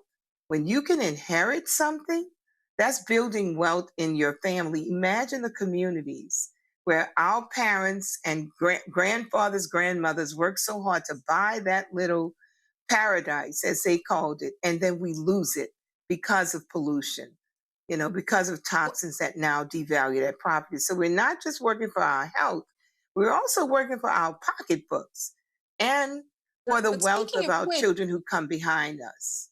Yeah, and speaking of pocketbooks, though, in terms of, let's say, grants that might not be awarded to certain communities because it's looked at as DEI, and monies that communities are no longer receiving because of the new disposition of this administration, what do you do in those situations in order to fill in the blanks? Yes. So you're speaking to someone who lost 18 to $20 million in funding for communities with all of the work that we do. So what we do is really press on the philanthropic organizations to focus a lot of their funding in the direction of filling the gap. We also are working with them with legal organizations because we are in court. We're not giving up. We're not just relenting, to what Trump has done. What he's done is illegal, and we are in the fight. And we're not afraid because what else can he do to us besides what he has already done? So we are in the fight, and we are working diligently with the philanthropic world, trying to get them to put more money in places where Trump has removed all of our dollars. Workforce development, something that really supports our families and transforms them.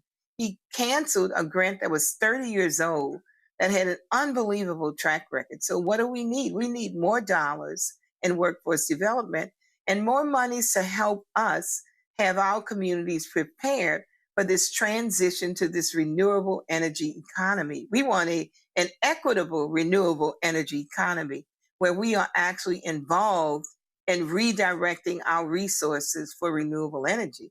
If we don't train our young people to be a part of this, then we're left out once again. So we're asking the philanthropic organizations to become involved in all of these areas where we've lost ground.